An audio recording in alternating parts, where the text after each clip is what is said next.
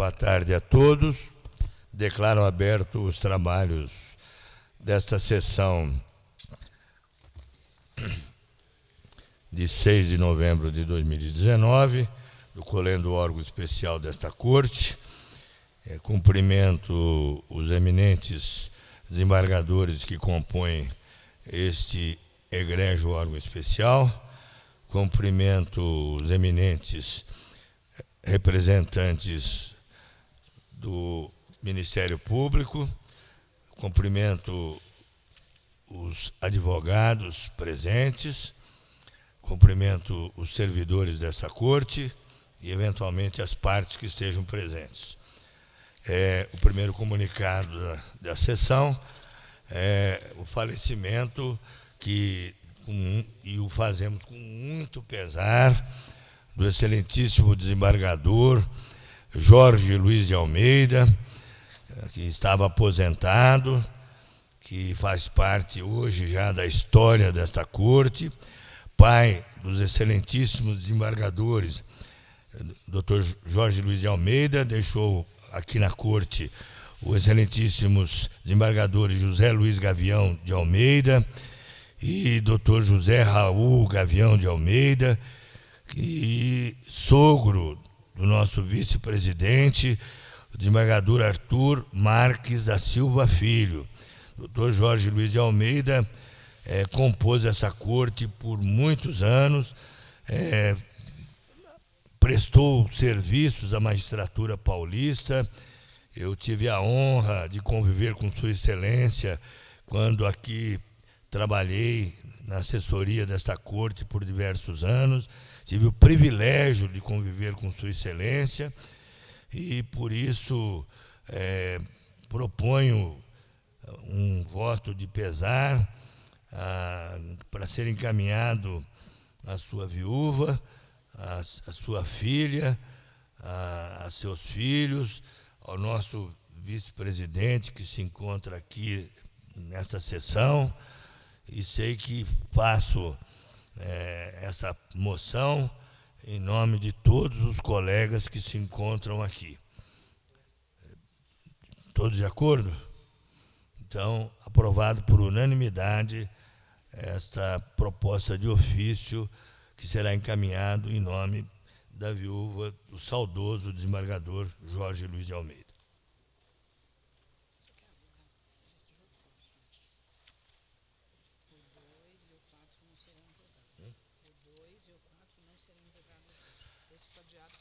Eu faço um comunicado, nós iniciaremos o julgamento da pauta administrativa e o número 2 da pauta não será julgado.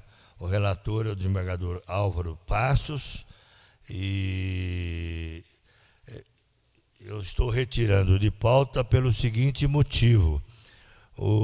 Na última sessão, após o julgamento, nós tivemos uma discussão aqui no órgão a respeito de se teríamos ou não que convocar uma nova sessão com a presença de mais desembargadores em face do quórum que resultou ou no arquivamento ou na aplicação da pena de advertência. Eu, portanto, na improcedência, com o arquivamento ou na advertência, por força dos debates que todos participaram, e houve a interposição de embargos de declaração. Esses embargos de declaração foram inicialmente encaminhados ao eminente relator, desembargador Álvaro Passos, que entendeu que deveriam ser encaminhados à presidência da Corte. E ontem eu estive em Brasília, participando da posse dos 2 novos conselheiros do CNJ. Fui cedo, cheguei aqui às 16 horas, participei ainda de uma sessão aqui na Corte do Fonavide e só recebi os embargos de declaração agora pela manhã. e eu tive uma reunião de emergência para tratar do contrato com o Banco do Brasil, com a presença de toda a comissão e com a presença dos dois eminentes candidatos à sucessão também, o nosso corregedor e o doutor Arthur, e mais a comissão. A reunião se estendeu até às 11h30, e eu não tive sequer tempo de ler os embargos de declaração. E eu tenho que resolver a proposta que vem nos embargos de declaração. Então, acredito que os advogados estejam presentes aqui, não é? A Rosana me disse que já foram comunicados. Eu tenho que ler os embargos de declaração para saber quais são as alegações, para verificar a questão da competência, se é do órgão especial, se é da presidência, se é do relator, para nós, então, depois colocarmos em votação, como eu fiz na vez passada. Então, eu resolvi retirar de pauta para que nós possamos deliberar a respeito, não é, sobre se está encerrada, se não está encerrada, não é? Enfim, então, esse processo, que é do interesse do eminente magistrado Gilberto Ferreira da Cruz, será analisado no que diz respeito ao embargos de declaração por ele interposto.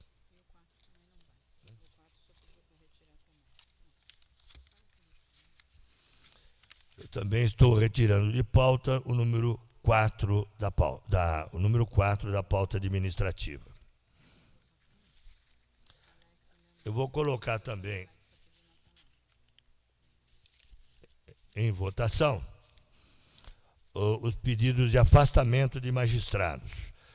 São os pedidos de afastamento que eu já encaminhei a Vossas Excelências, a segunda parte, afastamento de magistrados que foram deferidos a de referendo do colendo órgão especial, e os pedidos que foram deferidos e indeferidos a Vossas Excelências. Indago se estão todos de acordo. Pois não. E vamos ao 1 da pauta. Número 1 da pauta é impedimento do Dr. Geraldo Ohlers. O relator é o desembargador Pinheiro Franco, que tem o voto número 37.422. É uma defesa prévia que já foi apresentada pelo Dr. José Ernesto de Souza Bittencourt Rodrigues. O advogado Dr. Igor Santana.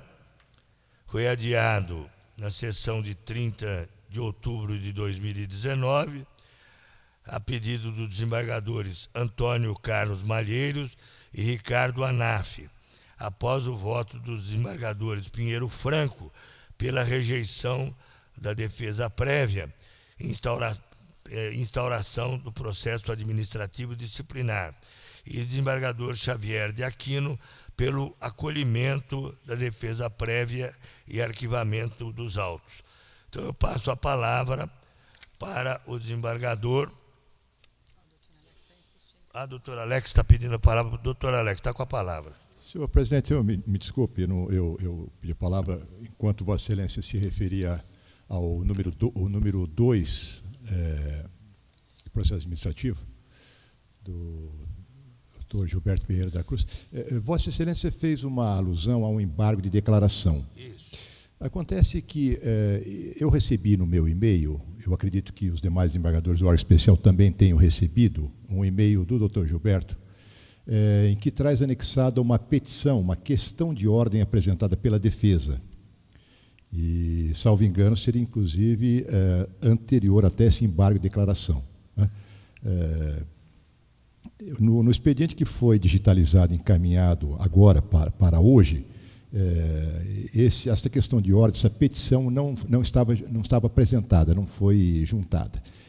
O magistrado, ele alega que o advogado já havia protocolado no processo disciplinar esta questão de ordem. Inclusive, em virtude disso, eu até encaminhei um voto aos demais desembargadores, sobre essa questão de ordem apresentada, né?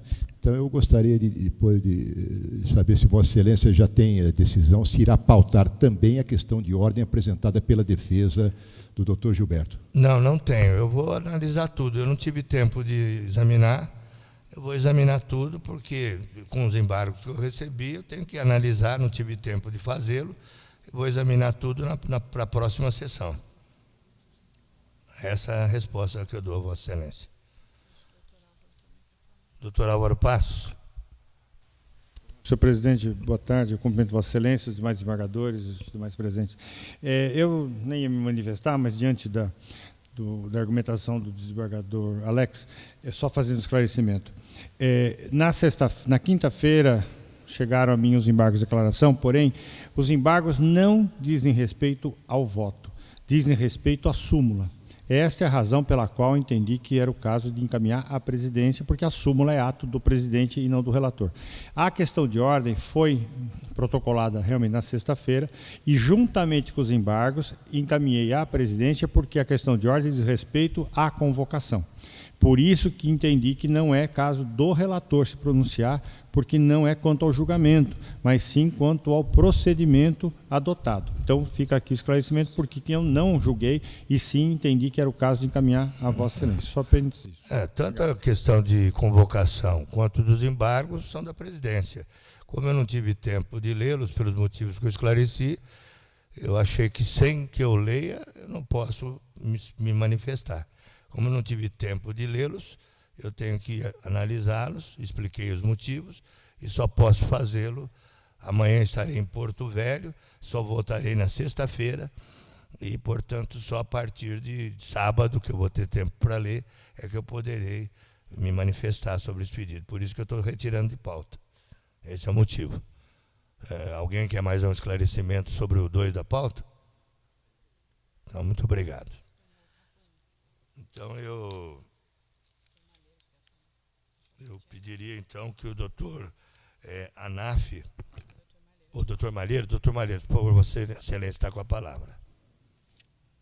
Obrigado, presidente. Presidente, não obstante o brilhantismo de sempre, aliás, do senhor corregedor, eu estou acompanhando a divergência, acompanhando, portanto, o voto do nosso decano, desembargador Xavier de Aquino. Vossa Excelência, então, acolhe a defesa prévia. Acolho. Muito bem. Doutor Anaf, por gentileza. Senhor presidente, senhores desembargadores, eu pedi vista na sessão passada porque eu, confessadamente, fiquei muito impressionado com o voto de Sua Excelência, o desembargador Xavier de Aquino. Tem o voto aqui. E os apontamentos que ali foram feitos.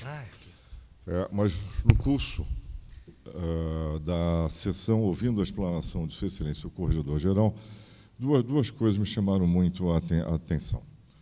A primeira delas, no que diz respeito à absoluta ausência de verificação do SARG no período de 7 a 11 de janeiro desse ano.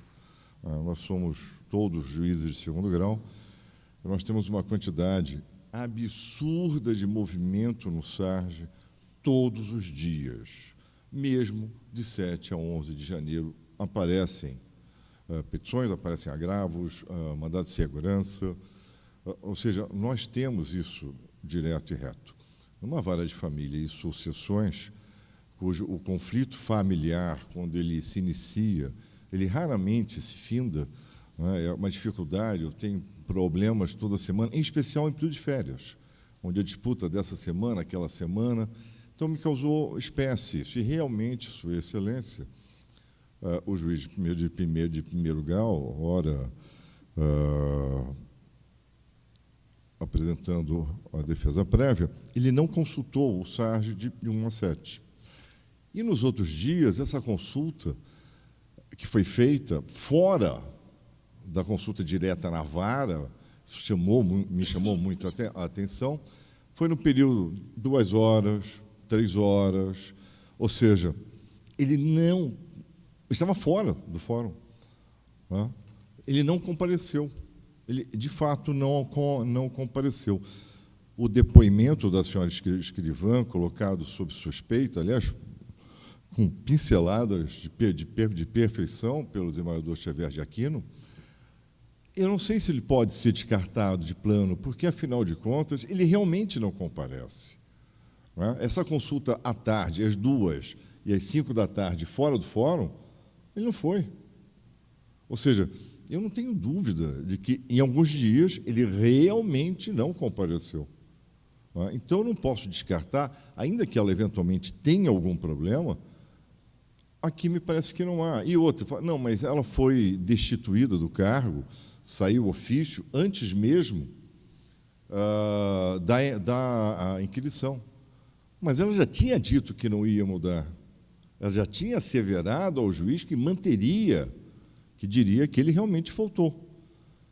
Então, diante dessas circunstâncias, e mais, para que se elucide isso, eu acho que, nesse momento, para o magistrado, é importante que isso seja elucidado, porque a imputação de assédio, nesse caso, é muito séria.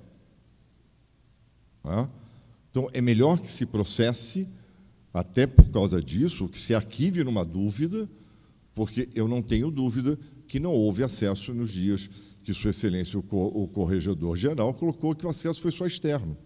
Porque foi o quê? Às 2h, às 3h30, às 4h, enquanto o juiz tem que estar no fórum das 13h às 18h. Aliás, isso é uma coisa que vem sendo dita por Sua Excelência o Corregedor-Geral, por Sua Excelência o Presidente, enquanto foi Corregedor-Geral da Justiça, que tem que estar presente. O home office não é para isso. O juiz, ele não só está lá para atender os advogados, dirimir os problemas, mas para gerir o cartório. A gestão é dele, ele é o responsável. E, usando uma expressão do matuto, como diria o meu amigo Elcio, quem engorda o gado são os olhos do dono. Se eu não observar a minha administração, as coisas não vão bem. Nós tivemos esse exemplo na comarca de Santos, uma correção iniciada por Sua Excelência o Presidente, enquanto corregedor, que depois se descobriu, sem nenhum ato de desonestidade do juiz, mas sim ter deixado o cartão e não estar presente, uma falcatrua com pensionistas de mais de 3 milhões de reais, porque o juiz não se fez presente. O juiz não geriu e deixou o cartão com servidores. Aqui não é o caso, o cartão ficou com o juiz, nesse ponto ele não merece nenhum reparo, mas, no entanto, há dias que, efetivamente, todas as consultas foram externas. De 7 a 11 de janeiro, nenhuma consulta no SARD numa vara de família. E, com certeza, o que o juiz mais quer, ou deveria, sim, era afastar a imputação de assédio. Isso só pode ser afastado no curso do processo.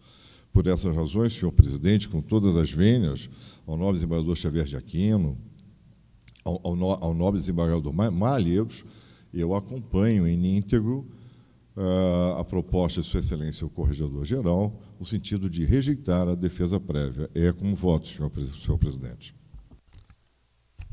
Muito obrigado, doutor Anaf. Eu indago se eu posso escolher os votos.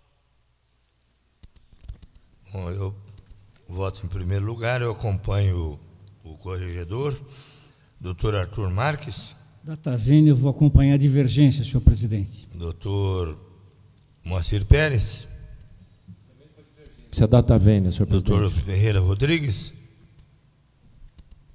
Com o corregedor, senhor presidente. Doutor Bartoli. Doutor Cascone. Com a divergência, doutor... corregedor, senhor presidente. Acompanho o corregedor. Muito obrigado. Doutor Carlos Bueno. Com o corregedor, data vênia. Doutor Salete, perdão. Doutor Ferraz e Arruda.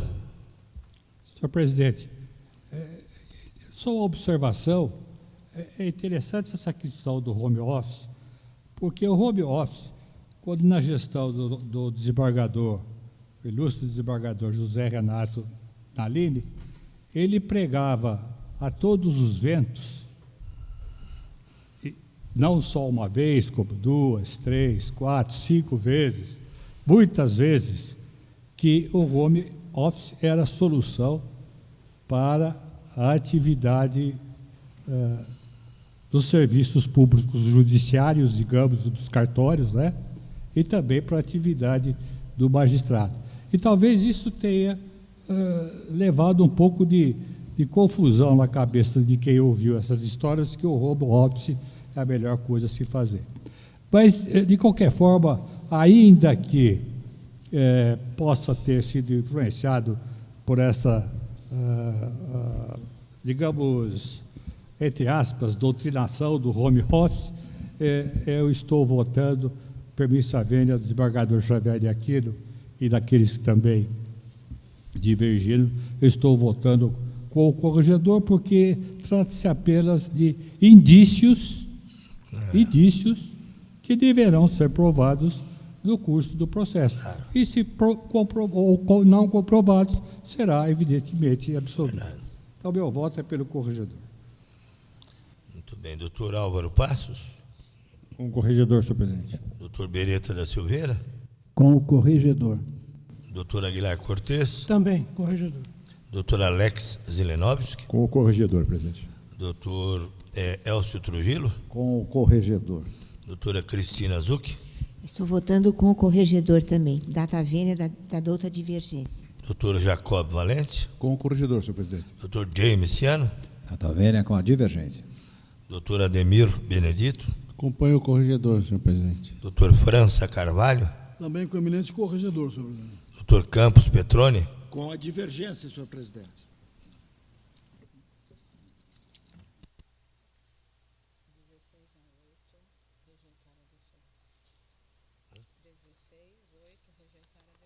Por 16 votos a 8, rejeitaram a defesa prévia.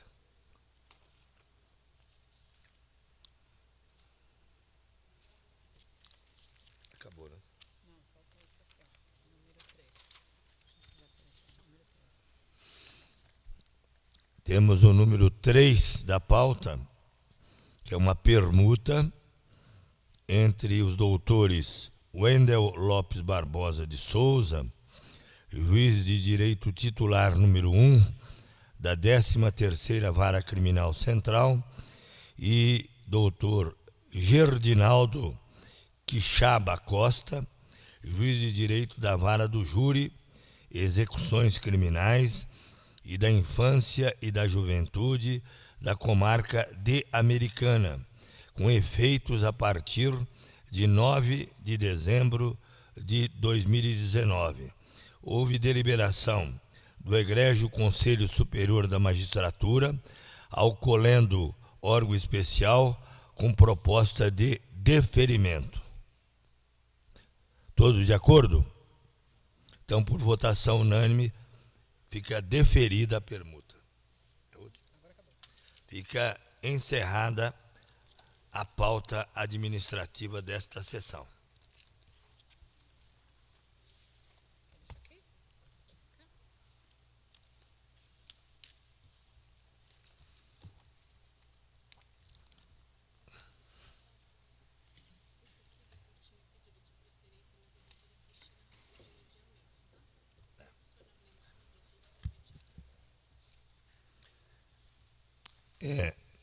Eu comunico aqui aos interessados no número 47 da pauta, a doutora Marcela Terra de Macedo, que o processo número 47 foi adiado pela desembargadora Cristina Zucchi.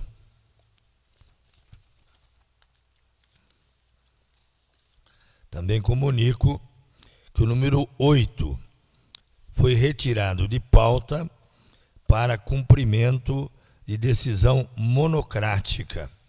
Nesse caso, eu estaria impedido, e também estaria convocado para esse julgamento o doutor Péricles Pisa, quem eu cumprimento por estar presente depois de afastado por motivo de doença, e saúdo aí a sua recuperação em nome do órgão especial. Só agora vejo que Vossa Excelência está aqui, muita alegria, recuperado aqui, depois de uma cirurgia grave, e nosso regozijo aí por sua volta no meio de seus pares. Um abraço carinhoso aqui em nome de todos os colegas, doutor Péricles Pisa. E nesse caso aqui, o doutor Péricles Pisa participaria, mas foi retirado de pauta, viu, doutor Pisa? O número 13 foi adiado pelo desembargador Márcio Bartoli. Há uma sobra do desembargador Evaristo dos Santos, número 18 da pauta. O número 63 foi adiado por 2 sessões. O número 76 permanece adiado a pedido do ilustre desembargador Moacir Pérez.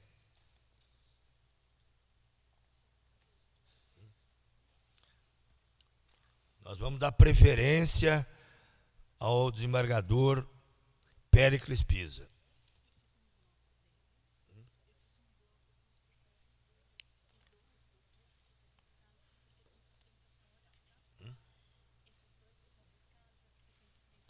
Então, são os conflitos de competência civil. Pediria uma especial atenção dos eminentes colegas do órgão especial. São blocos em que há preferência do desembargador Péricles Pisa. Por favor.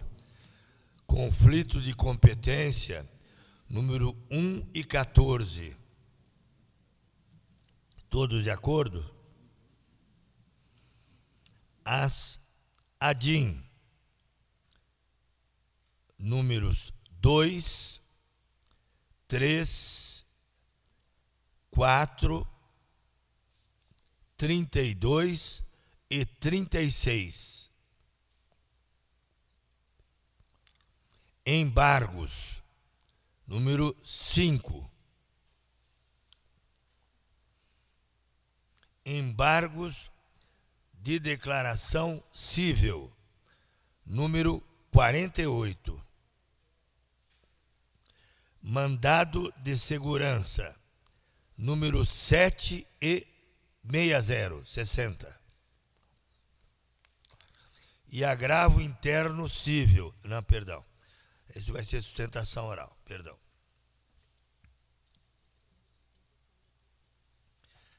Agora, uma sustentação oral, da qual o desembargador Péricles Pisa é o relator. Então eu vou convidar o doutor Nelson Flávio Bandeira a assumir a tribuna, que falará pelo presidente da Câmara Municipal de São Vicente. Eu vou apregoar o processo. É uma direta de inconstitucionalidade desta comarca. O relator é o desembargador Péricles Pisa, cujo voto tem o número 39.477. O autor da ação é o Procurador-Geral de Justiça do Estado de São Paulo. O requerido é o presidente da Câmara Municipal de São Vicente.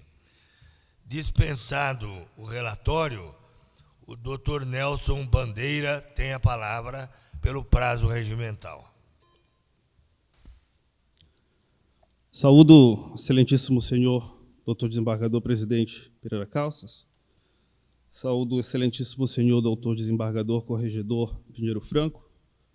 Saúdo, excelentíssimo senhor, desembargador relator Péricles Pisa, a quem estimo pronta recuperação.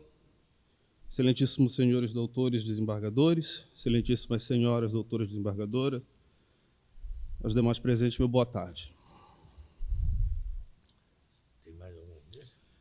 Excelência, consciente do volume de trabalhos que temos na pauta de hoje, seremos o mais sucinto possível e não nos estenderemos por mais do que 5 minutos. A ação direta de inconstitucionalidade, proposta pelo ilustre Procurador-Geral de Justiça, aponta, em síntese, a inconstitucionalidade em tese da Lei complementar do município de São Vicente, número 892, de 22 de dezembro de 2017, em face da Constituição Estadual, e aponta a inconstitucionalidade por violação aos artigos 24, parágrafo 2º, 98 a 101, 111, 115 e 144 da Constituição Estadual. É uma ação direta de inconstitucionalidade bastante grande, que enfrenta a defesa do primeiro momento, e na qual se alega, em síntese, a inconstitucionalidade da criação de cargos cujas atribuições não estejam descritas em lei, a inconstitucionalidade da criação de cargos de provimento em comissão entre assessores, diretores, chefes de departamento e encarregados de serviço, dentre outros, cujas atribuições estejam descritas em lei, mas que não evidenciam, de fato, a função de assessoramento, chefia e direção, e sim que, em tese, seriam funções técnicas, burocráticas e operacionais que deveriam ser preenchidas por servidores públicos investidos em cargos de provimento efetivo, tal qual prevê os artigos 115, inciso 2 e 5 da Constituição Estadual. O terceiro item é a criação do cargo de ouvidor e comandante da Guarda Civil Municipal, que devem ser exercidos por servidores de carreira. O item 4 e 5 será analisado em conjunto, que é a criação do cargo do assessor jurídico e outros cargos com funções jurídicas na estrutura do Poder Executivo Municipal, e essas atividades da advocacia pública e suas respectivas chefias são reservadas a profissionais também recrutados pelo sistema do mérito, conforme prevê o artigo 98 a 100 da Constituição Estadual. Houve a criação da Secretaria de Assuntos Jurídicos e do Secretário de Assuntos Jurídicos e alega a impossibilidade do exercício de atribuições próprias da advocacia pública, sendo que a advocacia pública é instituição estatal predicada como permanente e essencial à administração da justiça. O cometimento dessas competências são inerentes à advocacia pública e a própria escolha da chefia desse órgão da advocacia pública municipal deverá ser escolhida dentre os membros integrantes da própria carreira. Preliminarmente, Excelência, eu gostaria de apontar que a norma, ora questionada, quando de sua tramitação legislativa, passou por todas as comissões e for aprovada pelo plenário da Câmara Municipal, tendo sido convertida a propositura em lei municipal, respeitando-se todos os requisitos e atributos relativos à competência e finalidade da proposta.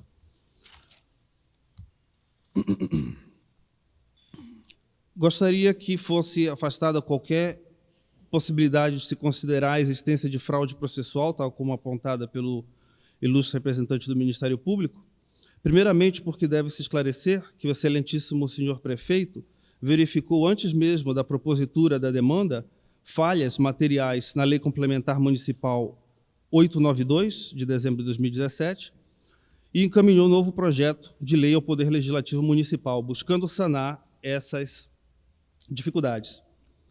Gostaria de citar Canotilho, dizendo que, abre-se aspas, é no sentido de conformação, entretanto, que o legislador dispõe de um amplo domínio político para ponderar, valorar e comparar os fins dos preceitos constitucionais e proceder às escolhas e tomar decisões.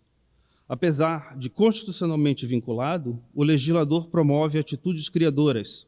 Seria, portanto, uma livre conformação dos fins políticos sociais enunciados na Constituição, anotando-se, porém, que se trata de uma política constitucional.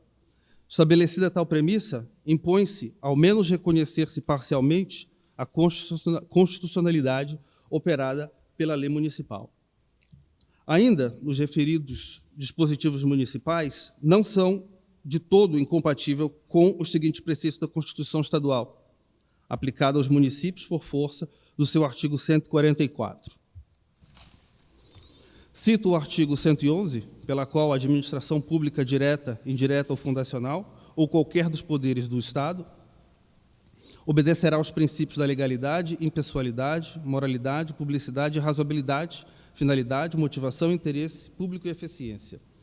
assim como o artigo 144, em que os municípios com autonomia política, legislativa, administrativa, financeira se auto-organizarão por lei orgânica, atendidos os princípios estabelecidos na Constituição Federal. À guisa de exemplo, cito, desde logo, o julgado proferido pela ADIM 2230-77587-2017 sobre a relatoria de Sua Excelência, o desembargador Périx Pliza, no qual reconhece a necessidade da observância dos princípios estruturais do modelo da República, adotado pela Constituição de 88, cujo trecho pertinente da ementa, ora se destaca. Abre-se aspas. Atividades de advocacia pública, inclusive assessoria, consultoria e suas respectivas chefias, serão reservadas aos profissionais recrutados pelo sistema do mérito. No entendimento do Supremo Tribunal Federal, cite-se, a propósito, a respeitável decisão lançada às autos do agravo em recurso extraordinário 759.931, que manteve a procedência da ação direta de inconstitucionalidade, no sentido de se impor o princípio da simetria no âmbito da advocacia pública. Para concluir, Excelência, gostaria de remeter ao artigo 27 da Lei 9.866, no qual, ao se declarar a inconstitucionalidade de lei ou ato normativo e tendo em vista razões de segurança jurídica ou de excepcional interesse social, poderá o tribunal, por maioria de 2/3 dos seus membros, restringir os efeitos daquela decisão e decidir que ela tenha eficácia a partir de seu trânsito em julgado ou outro momento que tenha sido fixado. O que se pede, em conclusão, é que, em sendo julgada procedente a presente ação direta de inconstitucionalidade, que seja estabelecido prazo razoável para que haja tempo de se tramitar lei municipal que melhor se adeque ao texto constitucional. Então, em conclusão, pelos argumentos expostos, prestados as informações pertinentes e diante da fundamentação presente, é medida acertada que o resultado final deva ser, no mérito, a procedência parcial do pedido, com modulação de efeitos, para que seja produzida a legislação municipal que melhor se adeque ao texto constitucional. Com isso, eu concluo, Excelência. Cumprimentar Vossa Excelência pela sustentação oral. Por favor, se assente, se quiser, e passo a palavra ao relator.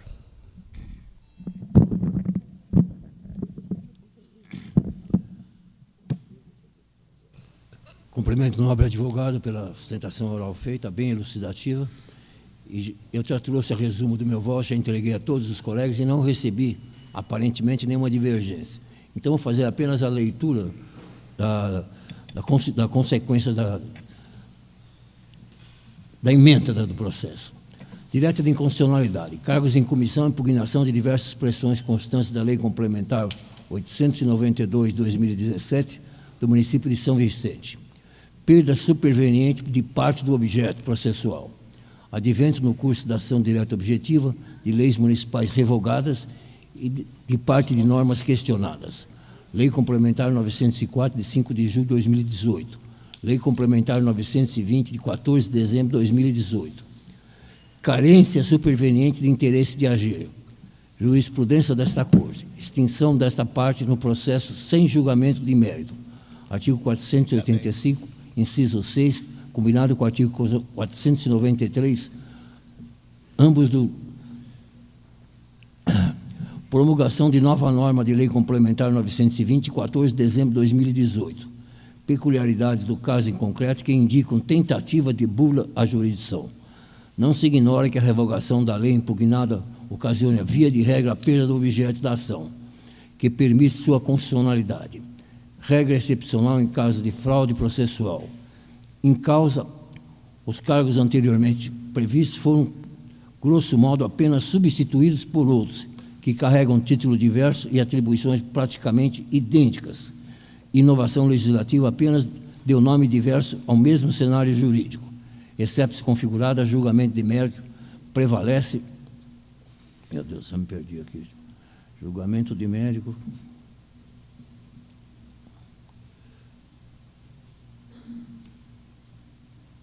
Me perdi. Julgamento de mérito prevalece evitar eventual bula jurisdicional da Constituição. Cargo de provimento e comissão que não retrata atribuições de assessoramento, chefia, e direção, senão funções técnicas, burocráticas, operacionais, profissionais e violação dos artigos 111, 115 e 2 da Constituição Estadual. Funções que não justificam necessidade de vínculo de confiança entre autoridade. Já me perdi de novo aqui, gente. De o servidor a ensejar regime extraordinário de livre nomeação e exoneração. Cargo de assessor jurídico, transformação em assessor do secretário. Atividade semelhante àquelas atribuídas aos ocupantes do emprego público de advogado, cujo provimento ocorre mediante provação em concurso público. Atribuições típicas da advocacia pública conferidas à Secretaria de Assuntos Jurídicos. Impossibilidade. A autonomia do alcaide para pontual interferência na estrutura organizacional da Procuradoria Municipal. Ao revés de entre outros federativos do Estado, da União, conforme peculiaridades locais. Está subordinado aos limites precedentes do órgão especial. Atividades da Secretaria de Assuntos Jurídicos próprias da Advocacia Pública, preservação da função profissional recrutados pelo sistema de mérito e observância de suas prerrogativas profissionais exclusivas, violação dos artigos 98, 99, 100 e 144 da Constituição Bandeirante. Secretário de Assuntos Jurídicos, aplicação da técnica decisória da interpretação conforme a Constituição para declarar que referido cargo não deve possuir atribuições de natureza advocatícia. Comando da Guarda Civil Municipal, existência de uma única interpretação compatível com a regra constitucional. Cargo comissionado, está muito pequenininho isso aqui. Eu me perdi aqui. Deve ser ocupado por servidor de respectiva carreira. Aplicação da técnica decisória e interpretação conforme a Constituição. Ação que se julga parcialmente procedente para, adotado a técnica de interpretação conforme a Constituição, declarar que a expressão comandante da Guarda Civil Municipal seja compreendida tão somente com o sentido de que o cargo comissionado seja ocupado exclusivamente por servidores da respectiva carreira.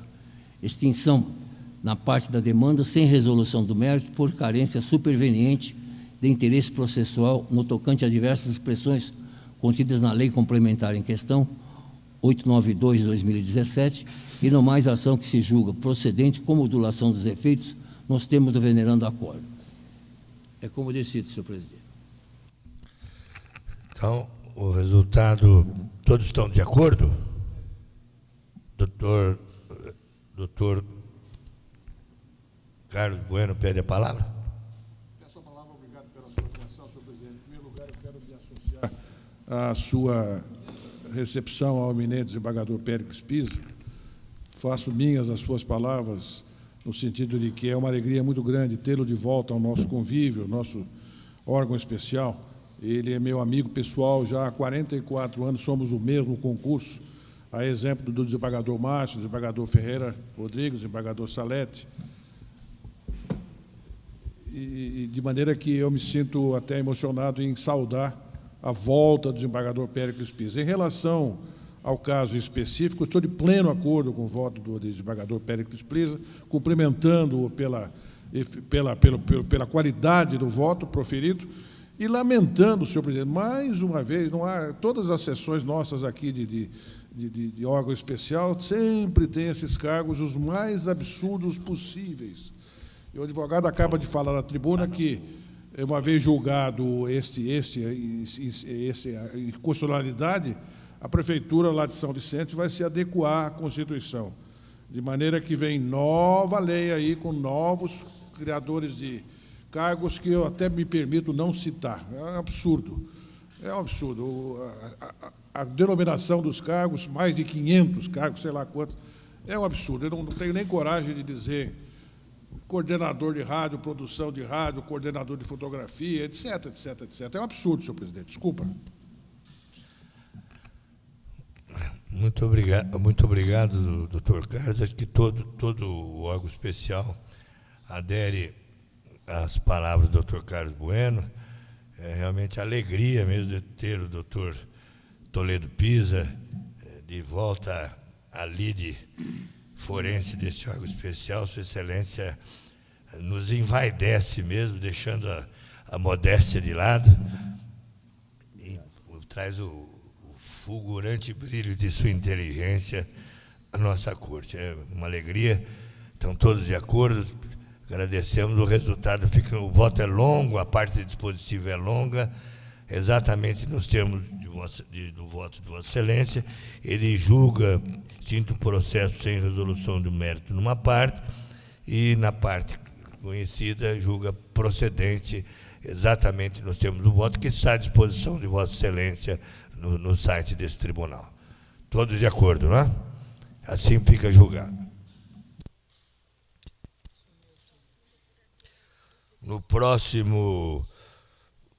Na próxima sustentação oral, é o número 9 da pauta, eu transfiro a presidência dos trabalhos, porque estou impedido, ao desembargador Arthur Marques, continuando na relatoria, por preferência, o desembargador Péricles Pisa. Transfiro a presidência. Assume, então, para julgamento do número 9 da pauta, cujo relator é o eminente desembargador Péricles Pisa, e convido o ilustre advogado, Dr. Benzion Kozlovski, que falará em nome dos agravantes. Agravante Ari Corral Gonçalves e outros. Agravado Estado de São Paulo, desembargador também coordenador do DEPRE, e o presidente do tribunal. Interessado Lúcio Antônio Ramos e interessado a Procuradoria-Geral do Estado. Com a palavra, o ilustre advogado para sustentação oral, no prazo legal.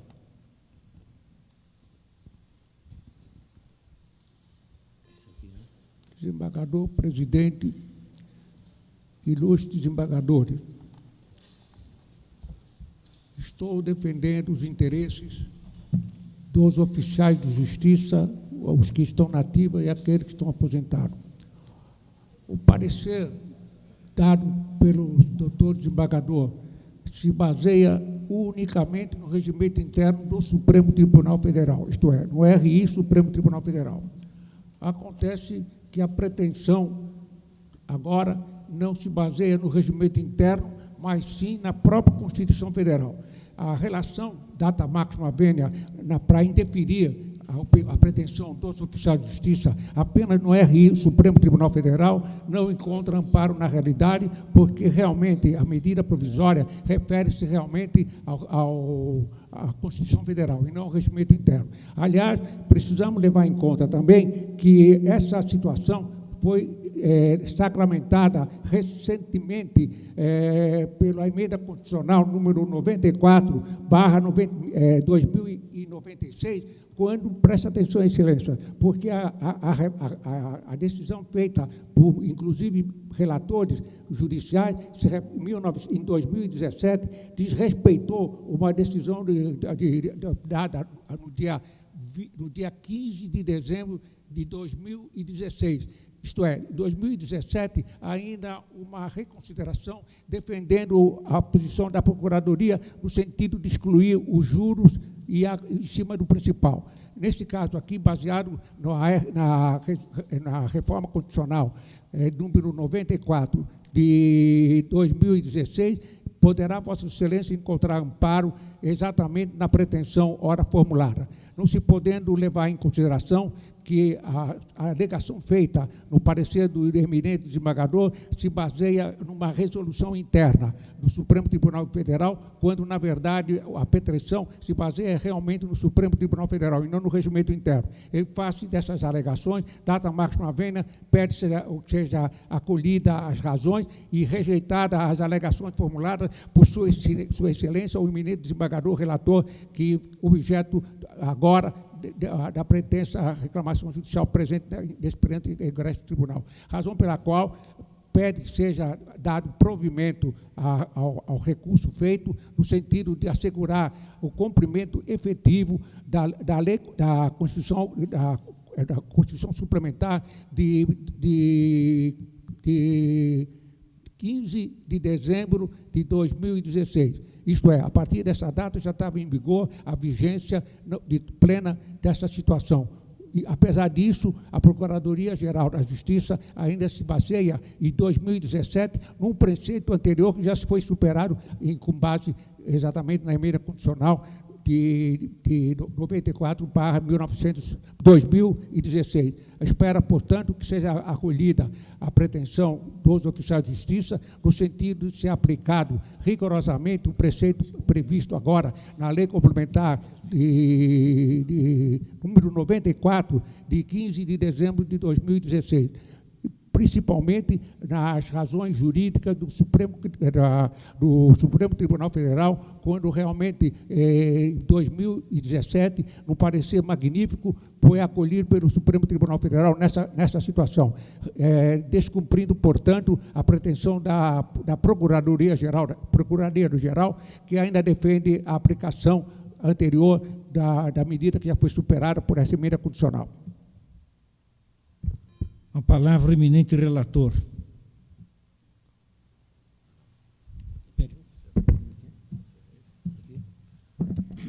Cumprimento o nobre advogado pela sustentação oral e vou ler o resumo da minha decisão, bastante curta. Agravo interno, reclamação, decisão monocrática extinguiu a ação sem resolução do mérito. Sem razão, o agravante ao meu sentir. Via evidencialmente incabível em face da decisão que, em tese, descumpriu o posicionamento do Conselho Superior do Supremo Tribunal Federal. Fundamentos lançados pelo agravo interno não infirmam a decisão monocrática. Extinção mantida, agravo improvido. É como eu decido, senhor presidente. O eminente relator nega provimento ao agravo. Matéria em discussão. Prevalece, portanto, o voto do eminente relator negando o provimento ao agravo. Retorna a palavra ao eminente presidente. Eu reassumo a presidência e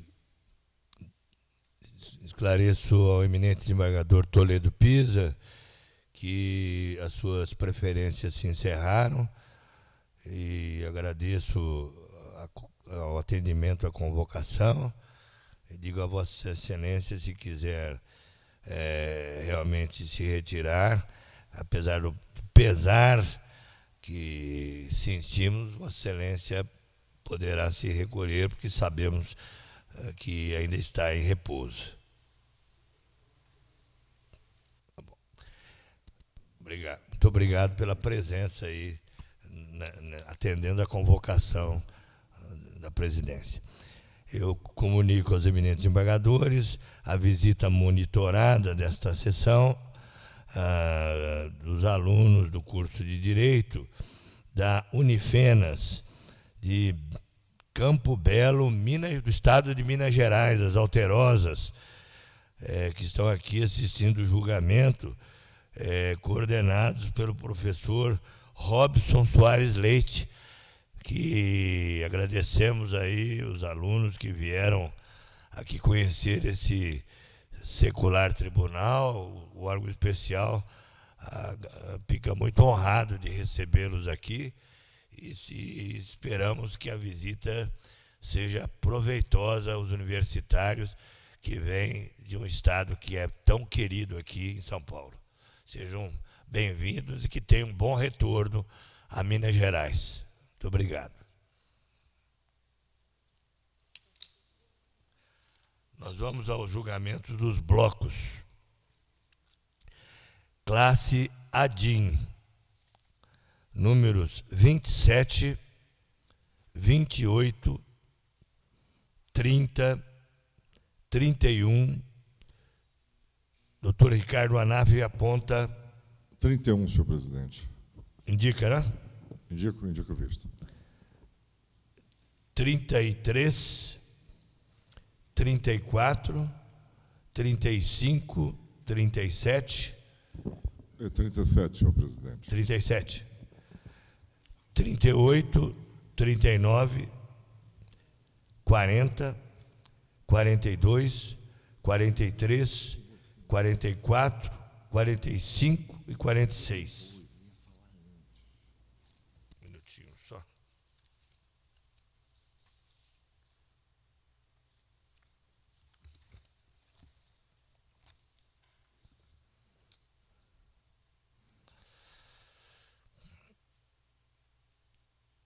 Classe arguição de inconstitucionalidade. 5,58. Perdão, 6,58. Me equivoquei. Embargos de declaração. 49, 50, 51, 52, 53, 54, 55 e 56. Classe mandado de segurança. 59, 61, 64, 65, 68 e 69. Conflito de competência. 12, 15, 16, 17, 19, 20, 21, 22, 23, 24, 25, 26 e 74. Classe reclamação. 70 e 72. Classes diversas. 10 e 11, agravo. E representação criminal número 73.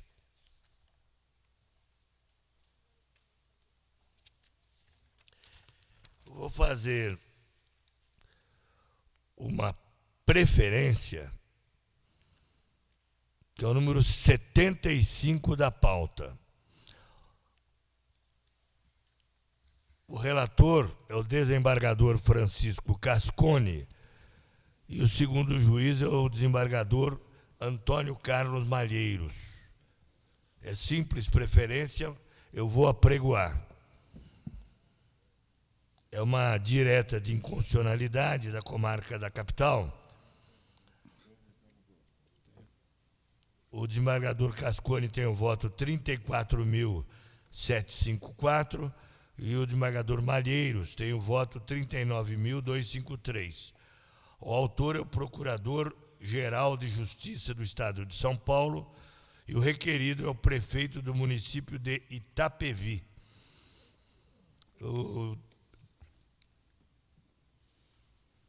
O relator, o desembargador Francisco Cascone, já prolatou o seu voto, propondo a procedência da ação com ressalva.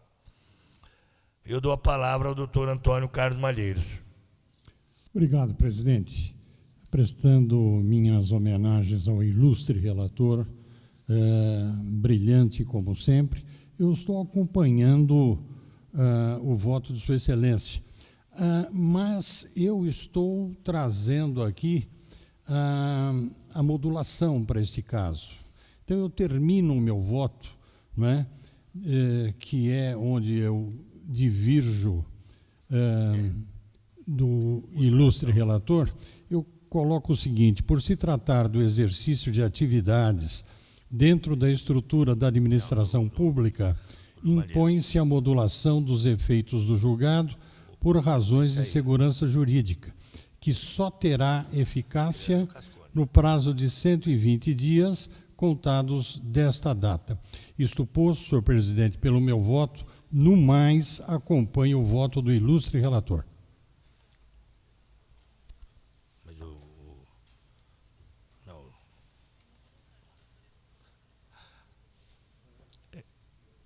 Bom, o doutor Cascone, Vossa Excelência não propunha modulação, é isso? Não propunha modulação, eu apenas observei a não restituição, porque não são cargos, né? É um auxílio...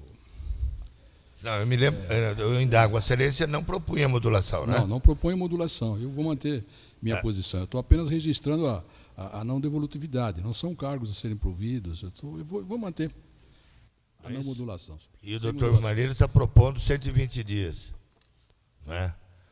Essa só que seria a divergência. Por questões sociais, seria isso? É para não desestruturar de administração de repente, senhor presidente. Certo. O doutor Anaf pede a palavra? Não, perdão, o doutor Péricles Pisa, em primeiro lugar, né? Desculpe. Senhor presidente, só peço permissão para me retirar, que eu estou com problemas de saúde. Eu estou com alguma dificuldade. Pois não. Vossa Excelência pede para se retirar. Isso, obrigado. Pois não. Então, agradecemos ao doutor Péricles Pisa o esforço imenso de participar dessa sessão. Muito obrigado, doutor Pisa. Um minutinho só, doutora Anáfia.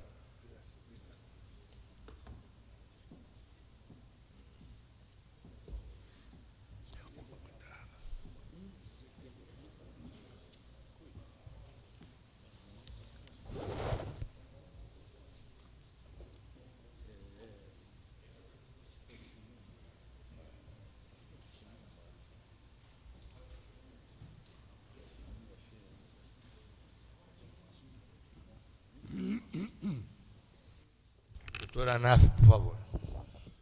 Senhor presidente, o senhor desembargador relator, o senhor desembargador Malheiros, é só uma pequena observação. A lei aqui não trata de forma nenhuma da estrutura administrativa, né? Na realidade, ela cria o chamado auxílio-desemprego, são diversas leis, que criam valores que são pagos para quem se coloca em determinadas situações. Ou seja, não tem absolutamente nenhuma pertinência à administração pública e seu funcionamento. Por isso que Vossa Excelência citou que era uma questão de... por questão social. Só que esse pagamento declarado inconstitucional, se assim o órgão o fizer, eu não posso determinar o pagamento, porque a modulação ela fita a manutenção de uma estrutura administrativa e o prazo é que haja adequação por intermédio sendo feita uma nova lei para que eu possa adequar. Então, eu tenho um prazo de 120 dias, ou no caso da omissiva, de 180 dias, para que a administração possa se adequar. Aqui não.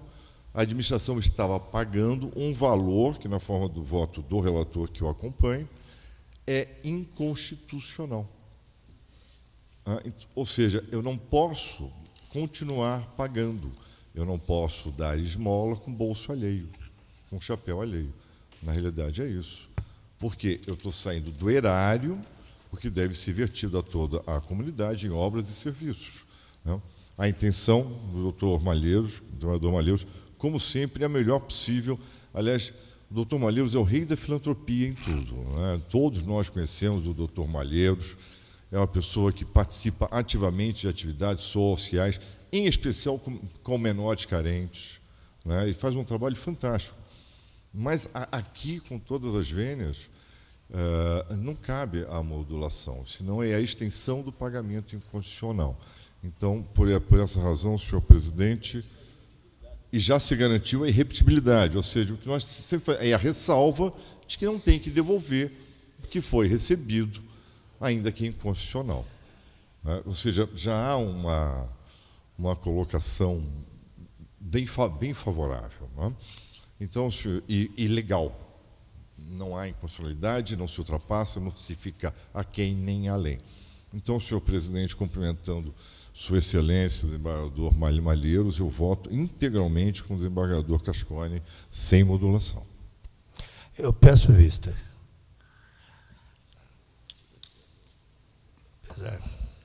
Data velha.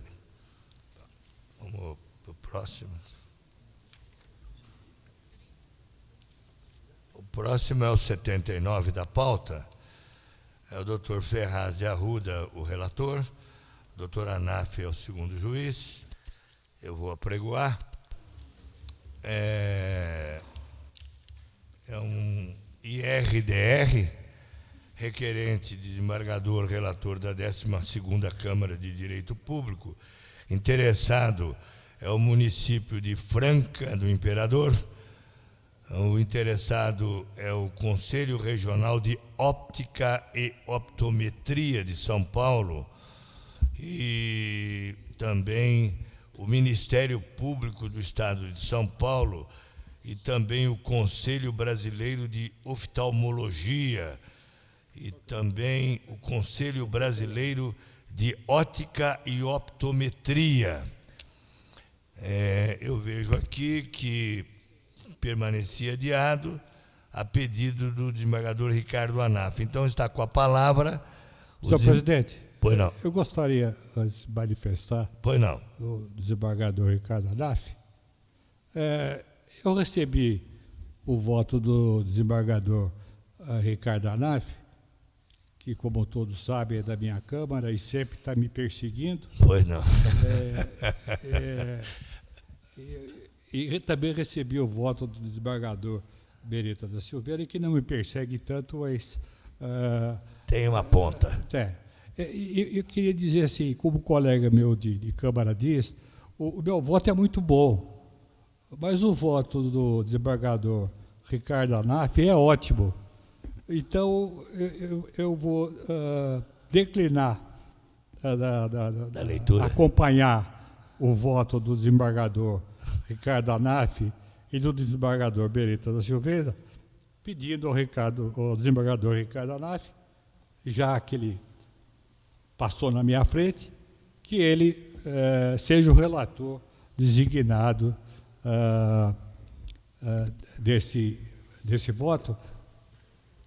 Ambos, desembargador Ricardo Anaf e desembargador Beretta da Silveira, analisaram com maestria, evidentemente com detalhes, um voto longo, em que fica difícil de manter o meu voto, apesar de ser bom. Mas o dele é ótimo, e então eu adiro ao voto integralmente e passo a relatoria para ele. E, de certa forma, agradeço, porque para processar isso aqui é uma bomba. Tá bom? Muito obrigado. Doutor Anaf, então, incidente inadmitido? É isso, senhor presidente. Então, incidente inadmitido, nos termos do voto do relator, relator designado, Ricardo Anaf, Vossa Excelência adere, portanto, não declara. Não declara. E assim fica VU. Pois não. O doutora Beretta, perdão. Declara. Vossa Excelência declara, né? Sim. Então, assim, fica pacificada a demanda. Correto? Perfeito. Muito bem. Fico feliz. E a Câmara também pacificada. É que o doutor Ferraz de Arruda e eu somos colegas de concurso, não é, doutor Ferraz de Arruda? Bom, como diz o desembargador Salete, está pacificada hoje, né? Hoje, né? Hoje. E agora? Hoje e agora, né? Garantido até o final da sessão. Nós temos uma preferência, embargos de declaração criminal, número 57 da pauta. O relator é o desembargador Geraldo Wohlers, que tem o voto 34.880. O embargante é o Ministério Público do Estado de São Paulo, embargado Cristiane Helena Leão Paris, promotor de justiça. Interessado Avivaldo Ferraioli. Com a palavra, o eminente relator. Agradeço ao conspícuo presidente a cessão da palavra, cumprimento os diletos desembargadores presentes. Presidente, eu vou me circunscrever à leitura da ementa. Embargos de declaração, agravo regimental em ação penal, parcial provimento ao inconformismo, a fim de que a assistente técnica doutora Rosângela Monteiro seja ouvida em audiência, a ser regularmente designada para tal desiderato, reinterrogando-se a acusada. Omissão, obscuridade ou contradição não verificadas, consoante constou expressamente da venerável decisão colegiada. 1. A assistente técnica será ouvida nessa condição. 2. Não se aplica ao caso em análise a dicção do artigo 159, parágrafo 5º, inciso 1º do Código de Processo Penal, a qual se destina aos peritos, e sim as determinações do inciso 2º desse mesmo dispositivo legal, referentes aos assistentes técnicos. 3. O testigo da assistente técnica não importará prejuízo à instrução do feito, mas, pelo contrário, poderá contribuir para o alcance da verdade real, além de atender ao postulado constitucional da ampla defesa. Pretendida rediscussão de temas já apreciados no venerando acórdão. Caráter infringente do inconformismo. Tudo já foi discutido, senhor presidente. Meu voto rejeita os embargos. Embargos rejeitados. Todos de acordo? Doutor Xavier de Aquino pede a palavra. Eu não sei como é que eu vou votar, porque eu e alguns gatos pingados ficamos vencidos nessa questão. Só omissão no coisa, só Vossa Excelência acho que acompanha. Acompanha? É. Não Tá há bom. omissão, é questão só acompanhar. Não é mérito. Ok. Eu já expliquei isso para ele, ele não entendeu. Então, embargos rejeitados por votação unânime. Então, o que acontece? Eu vou pedir para o doutor Arthur assumir a presidência. Vou passar aqui e passa para ele todos. Vossa Excelência poderia... Eu vou resolver um problema na presidência.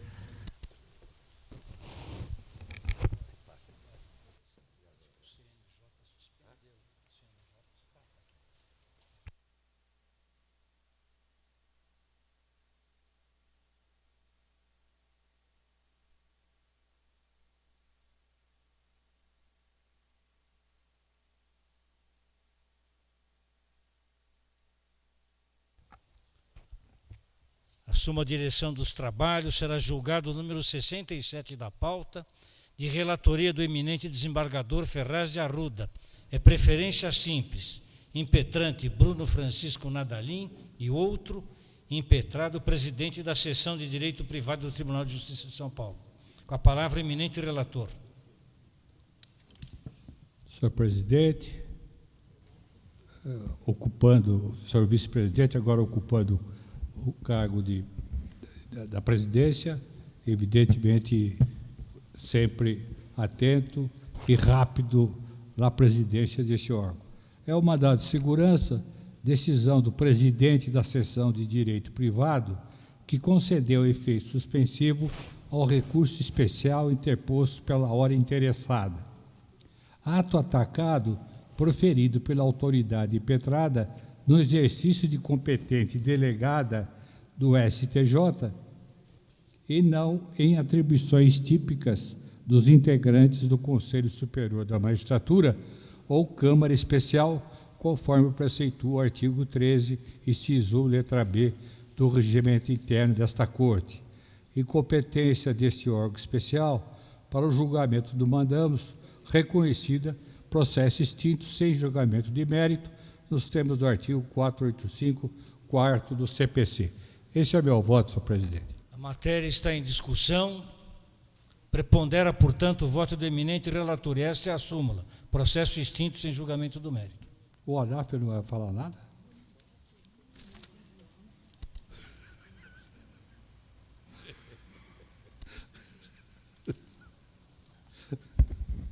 Uma sustentação oral.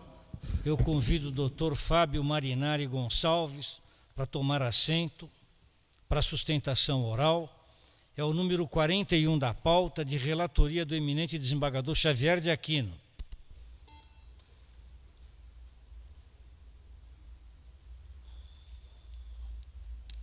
Doutor Fábio. Vossa Excelência tem a palavra no prazo legal. Excelentíssimo senhor presidente, pessoa a quem saúdo os demais desembargadores, excelentíssimo senhor relator Xavier de Aquino, doutor procurador-geral de Justiça. O tema em questão trata-se da propositura de uma ação direta de inconstitucionalidade proposta pelo Procurador-Geral de Justiça, que aborda a inconstitucionalidade do anexo 1 da Resolução 190 de 2018, que foi proposta pela mesa da Câmara Municipal de Olinda. Doutor, por gentileza, O eminente desembargador Ferraz de Arruda pede a palavra pela ordem.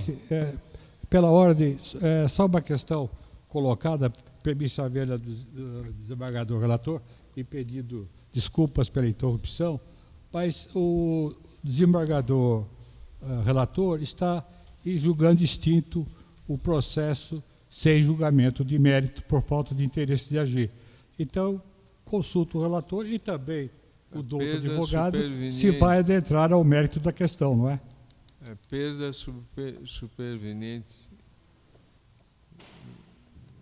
Não, você está decidindo por falta de interesse de agir. Então, não me parece que seja necessária a sustentação pelo mérito. Vossa Excelência tem razão. Pela ordem, Excelência. Tendo em vista esse entendimento já esposado pelo relator, que também é o acompanhamento da Procuradoria da Câmara Municipal de Olímpia, eu me abstenho, então, da sustentação oral e peço encarecidamente para apenas que conste da ata a sustentação oral. Ficará constando o nome de Vossa Excelência. Eu gostaria também, Excelência, que incluísse o nome da doutora Carolina Pereira, que aqui nos acompanha, também é procuradora do município, da Câmara de Olímpia. Ficará consignado em ata. Com a palavra, obrigado. Eminente relator. Perda superveniente do interesse de agir, processo extinto ao resultado. Matéria em discussão. Prevalece, portanto, o voto do eminente relator, extinguindo o processo.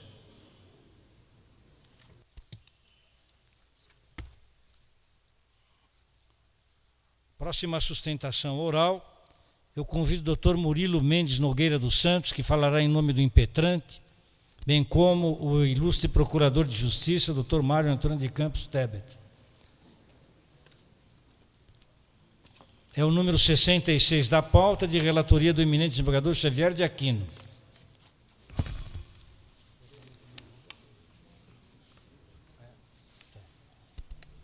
Com a palavra, portanto, o doutor Murilo. Boa tarde, Vossa Excelência. Boa tarde, senhor presidente. Cumprimento Vossas Excelências na presença do presidente. Vossa Excelência, o relator, doutor Xavier de Aquino. Boa tarde. Os demais julgadores, o representante do Ministério Público também aqui presente. Excelências, é um caso simples. Trata-se de um mandado de segurança impetrado contra ato de nomeação de oficial de promotoria, cargo de nível técnico do Ministério Público do Estado de São Paulo, em que foi condicionada a posse do impetrante ao cancelamento de sua inscrição na Ordem dos Advogados do Brasil.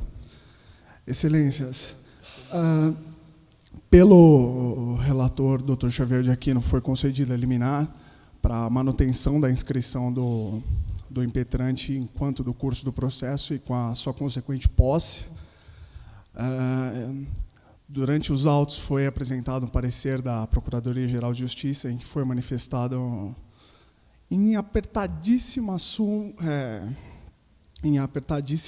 resumo a existência de lei complementar estadual que veda o exercício da advocacia pelo impetrante, a existência de lei federal que eventualmente também vedaria o exercício da advocacia pelo impetrante, bem como a necessidade de ponderação dos princípios da administração pública contidos no artigo 37 caput da Constituição Federal com o presente caso.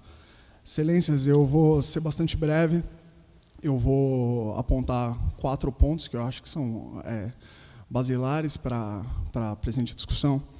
O primeiro ponto, na linha, inclusive, do que foi apontado no parecer da Procuradoria-Geral de Justiça, é que pese exista a lei complementar estadual que trate sobre o assunto, a Constituição Federal, em seu artigo 22, inciso 16, como sabem Vossas Excelências, dispõe ser competência privativa da União legislar sobre condições para exercício de profissão.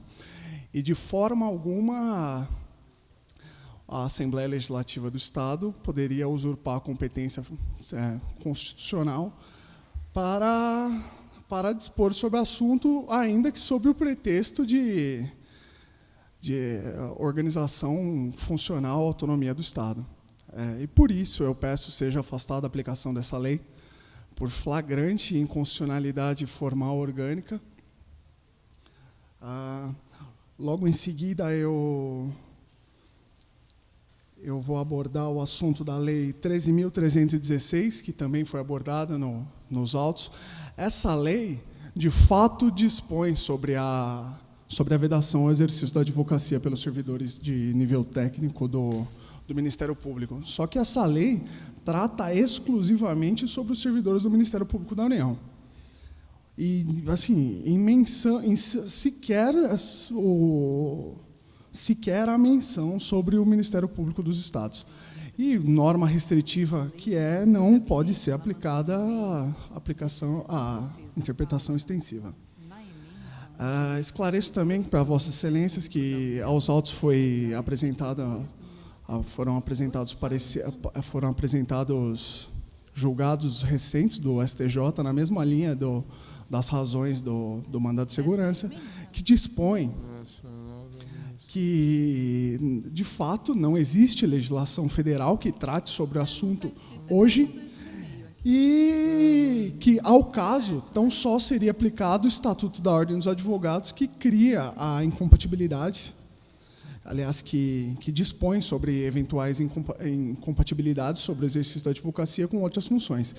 E no Estatuto da Ordem dos Advogados do Brasil, que, num rol taxativo e muito extenso, não dispõe sobre a vedação do exercício da advocacia para os servidores do Ministério Público Estadual. Dispõe, sim, sobre membros do Ministério Público Estadual que eventualmente venham a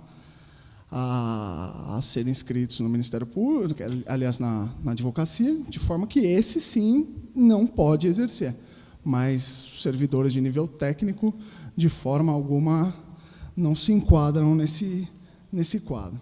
E, por isso, sobre a questão da incompatibilidade, eu trouxe, aliás, destaquei aqui o trecho do último julgado do STJ sobre a questão, que, no caso, foi em 2017, em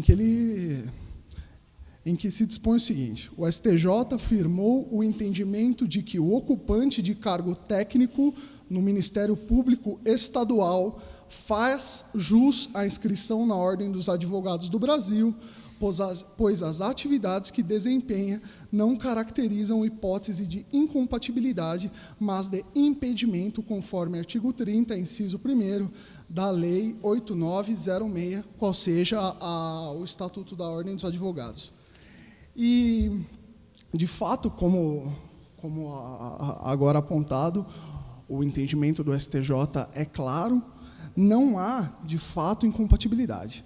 Há impedimento, de forma que o impetrante não poderia exercer a advocacia nos termos da lei, apenas nos casos que são tratados pela lei. Repito, Excelências, o cargo em questão se trata de cargo de nível médio, em que nenhuma das atribuições faz jus à eventual proibição do exercício da advocacia. Se trata de um cargo de nível médio. Pois bem, Excelências, o último ponto, no também parecer da douta Procuradoria-Geral de Justiça, foi alegada a ponderação dos princípios constitucionais da moralidade e da imparcialidade, e cabe a esse advogado esclarecer que não necessariamente, aliás, que a ponderação é necessária, só que ela já foi feita pelo legislador federal quando da edição da norma que, de fato, é aplicável ao caso, qual seja o Estatuto da Ordem dos Advogados do Brasil. Quando da elaboração, da edição da referida lei federal, tais princípios foram exaustivamente ponderados, e do resultado dessa ponderação temos a norma regra, cuja qual eu solicito respeitosamente seja aplicada ao caso.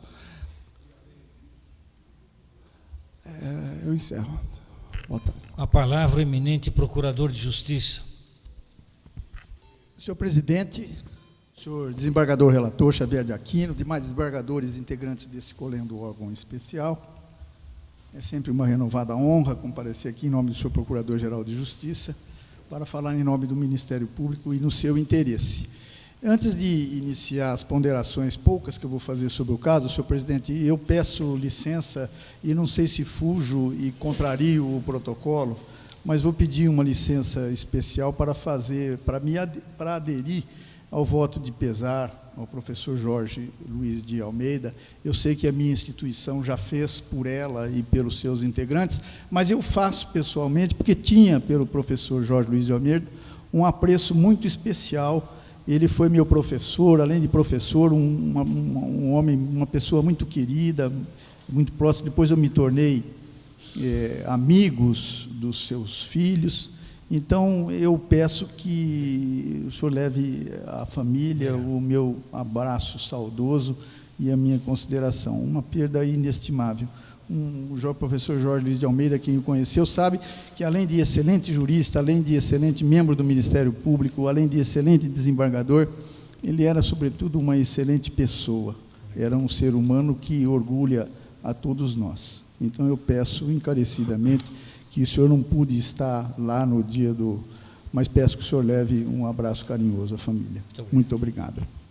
Em relação ao caso, senhor presidente, como pontuado, eu saúdo também o ilustre advogado, doutor Murilo, que fez a sustentação oral em nome do paciente, e eu vou fazer algumas pontuações muito breves para situar a questão. É mandado de segurança interposto por oficial de promotoria que quer ver reconhecido como direito líquido e certo o de manter a sua inscrição na Ordem dos Advogados do Brasil e de continuar advogando. A questão, como está posta no parecer, e como foi percebido ver pela sustentação oral feita aqui da tribuna, o advogado que defende os interesses do paciente pouco falou do ato concreto da autoridade administrativa do Procurador-Geral, e falou de leis. E todos nós sabemos, é evidente, que mandado de segurança não serve para se indicar lei em tese. Embora, com a maestria própria de advogado, de bons advogados, tenta-se fugir desse tema, mas o que se enfrenta aqui, na verdade, são constitucionalidades de lei. E isso sequer sem ter sido instaurado o incidente de inconstitucionalidade. O paciente se insurge contra a exigência do Procurador-Geral para que, ao tomar posse, o concurso é de 2015, ficou distante um pouco no tempo, e ele tomou posse agora recentemente, neste ano, agosto, setembro deste ano. E ele se insurge, aparentemente, contra o ato do Procurador-Geral, que fez essa exigência de, para tomar posse, apresentar o cancelamento na Ordem dos Advogados do Brasil, determinação que ele se recusou ao argumento de que tinha o direito líquido e certo de permanecer nos quadros da Ordem dos Advogados do Brasil e, consequentemente, de continuar advogando. O ato do Procurador-Geral questionado é um ato legal, baseado em dois tipos de normas. A Lei Complementar Estadual, que regulamentou a atividade do oficial de promotoria, e uma resolução do Conselho Nacional do Ministério Público que veda expressamente, eu não vou ler, está nos autos, não vou fazer a leitura disso, que veda expressamente. Então, nós temos uma lei de natureza estadual, vedando expressamente, e uma lei de estatura federal, que é uma resolução do Conselho Nacional do Ministério Público. E, na verdade, a pretexto de inquinar o ato do Procurador-Geral, ele se insurge contra essas duas leis. Em relação à resolução do Conselho Nacional, pende no Supremo Tribunal de Justiça decisão a respeito da DIN. Foi ajuizada uma DIN para ver declarada a inconstitucionalidade dessa lei, que não foi julgada ainda. No entanto, com a devida vênia do advogado, e ao contrário do que foi dito da tribuna, no Superior Tribunal de Justiça, inclusive em acórdão recente, muito recente, num mandado de segurança impetrado pelo Sindicato dos Servidores do Ministério Público do Rio Grande do Sul, tendo como relator no Supremo Tribunal Federal o ministro Dias Toffoli, não foi conhecido. Esse mandado de segurança foi denegado na origem. Ele entrou com um agravo regimental e mandado de segurança que não foi conhecido. Então, e reconhecendo a constitucionalidade da inquinada resolução do Conselho Nacional do Ministério Público. Então, o que se tem, na verdade, é isso. Ele não se volta contra o ato do Procurador-Geral, mas ele se volta contra duas leis e faz isso de maneira, a juízo do Ministério Público, revezada, porque não enfrentou, não inquinou, mencionou aqui da tribuna, é verdade, a inconstitucionalidade das leis. Então, veja que situação. Nós estamos em um mandado de segurança, onde é sabido, só se cogita de direito líquido e certo, não se imputa nenhuma ilegalidade do ato do Procurador-Geral. Aliás, foi reconhecido que a exigência, aliás, contida no edital, da qual ele tomou conhecimento na época da inscrição para esse concurso, essa exigência do cancelamento. O Estatuto da Ordem dos Advogados do Brasil estabelece duas ordens de vedação para o exercício da advocacia. São as incompatibilidades e as vedações. E o paciente, com o devido respeito, está inserido nas duas. Ele está impedido e a atividade é incompatível. Não é, e quem diz? A lei e a resolução do Conselho Nacional do Ministério Público.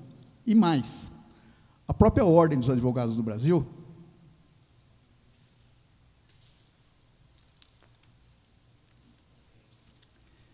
há quase 10 anos editou a súmula 92, aliás, 02, que diz expressamente, tem o seguinte enunciado: exercício de advocacia por servidores do Ministério Público, impossibilidade, inteligência do artigo 28, inciso 2 do Estatuto da Ordem dos Advogados do Brasil.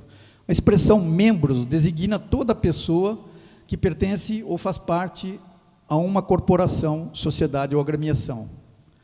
Dessa forma, todos os servidores vinculados aos órgãos e instituições mencionados no artigo 28, inciso 2 do Estatuto da OAB, são incompatíveis para o exercício da advocacia. Cada uma das três categorias, magistratura, Ministério Público e advocacia, atuam todas no sentido de dar concretude ao ideal de justiça. Tem cada uma um campo definido de atribuições, cuja distinção se verifica justamente o equilíbrio necessário para esse ideal ser atingido, não devendo, pois, serem misturadas ou confundidas, deixando a cargo de uma só pessoa o exercício simultâneo de tais incumbências. São incompatíveis, portanto, para o exercício da advocacia, qualquer servidores vinculados ao Ministério Público. Isso é a súmula número 2 do órgão especial do Conselho Pleno do Conselho Federal da Ordem dos Advogados do Brasil. E, por fim, para não me alongar, é preciso também que se tenha sempre presente, e agora ainda mais pela lei de introdução ao direito brasileiro, dizer que as decisões têm que ter em vista a consequência prática da decisão. Embora nós estejamos frente a um mandado de segurança em que se discute teoricamente atos praticados por autoridades, na verdade, não se pode deixar passar ao largo a observação de que seria impossível a um servidor com carga horária de 40 horas semanais exercer com a eficiência e com a presteza que se exige dele no exercício das funções públicas, que devem ser zeladas como aquelas que ele exerce na atividade privada, seja possível a uma pessoa com uma carga horária dessa natureza. Por fim e por último, embora não invocado nas manifestações anteriores do Ministério Público, mas me ocorre agora, em verificando, na verdade, a insurgência está direcionada ao edital, porque desde o edital, que é de 2015, já constava expressamente a exigência de que ele cancelasse a sua inscrição na ordem como condição da posse. Portanto, ocorre também, no caso presente, se não fosse por todas essas considerações que eu trouxe aqui agora, e aquelas que estão insertas na informação do senhor Procurador-Geral de Justiça e no parecer do Ministério Público, o paciente também teria decaído, porque esse edital é de 2015, portanto, os 120 dias já teriam decorridos há muito tempo. E aqui trata-se de matéria de ordem pública, como sabido, pode ser reconhecido em qualquer tempo e grau de jurisdição. Portanto, na verdade, e mal disfarçado, o que ele se insurge contra o edital, que reproduziu uma disposição legal de uma lei estadual, que regulamenta a carreira a qual ele se dispôs a prestar o concurso, e a uma norma federal, que é a resolução do Conselho Nacional de Justiça. E, mais ainda, uma súmula do Conselho Pleno da Ordem dos Advogados do Brasil, reconhecendo o que parece, aos olhos de todos, evidente, que é incompatível com a eficiência do serviço público, com a seriedade, com a moralidade administrativa, um funcionário, um servidor do Ministério Público, portanto, um agente de carreira, um servidor do Estado, acumular atividades privadas, o colocando em situação privilegiada em relação aos demais, porque vai ter acesso a processos, enfim. Eu não vou me alongar nessas questões que fogem do limite estreito do mandado de segurança. Eu só trouxe essa consideração porque achei justo e oportuno. Então, com essas considerações, senhor presidente, senhor relator, e isso me faz até lembrar, quando eu estava me preparando para fazer as arguições aqui, do poema da Cecília Meirelles, que falou isto ou aquilo, né? Ou eu tenho sol, ou eu tenho chuva, ou uma coisa ou outra, ou eu calço a luva, ou não calço, e parece que o paciente está nesse dilema, de não saber se faz uma coisa ou outra. Mas para o bem dele, para o bem da sociedade, para o bem da instituição a qual ele escolheu para trabalhar, é melhor, é jurídico que ele não se lhe reconheça o direito de advogar e de manter a sua inscrição nos quadros da Ordem dos Advogados do Brasil. É isso que espera e aguarda o Ministério Público nessa sessão, dizendo, mais uma vez, que é extremamente relevante e repercute de maneira muito acentuada na carreira uma decisão que venha a reconhecer a todos os integrantes do Ministério Público em igualdade de condições com esse paciente, que venha poder advogar. Então, é com esse apelo, com essas considerações, agradecendo a atenção com que foi distinguida a minha fala, o Ministério Público aguarda e espera a denegação da ordem. Eu cumprimento o ilustre advogado e eminente procurador de justiça pela sustentação oral e passo a palavra ao eminente relator. Eu também cumprimento o doutor Murilo pela sua peroração e o excelente parecer do eminente procurador de justiça que aqui oficia. Mandado de segurança contra ato do Procurador-Geral de Justiça. Posse de servidor. Exigência de cancelamento de inscrição na OAB. Cabimento. Impossibilidade de exercício da advocacia. Afronta os princípios da isonomia, moralidade e eficiência. Resolução 27 de 2008 do Conselho Nacional do Ministério Público. Poder regulamentar. Precedentes das Cortes Superiores. Segurança denegada, assim como voto. O eminente relator denega a segurança, matéria em discussão, prepondera, portanto, o voto do eminente relator. Pois não. Não, eu estou de pleno acordo com o relator, cumprimentando pelo voto, mas estou pedindo a palavra apenas para cumprimentar o doutor Tebet pela excelente manifestação que fez sobre o assunto. É apenas isso. Súmula. Segurança denegada. Votação unânime.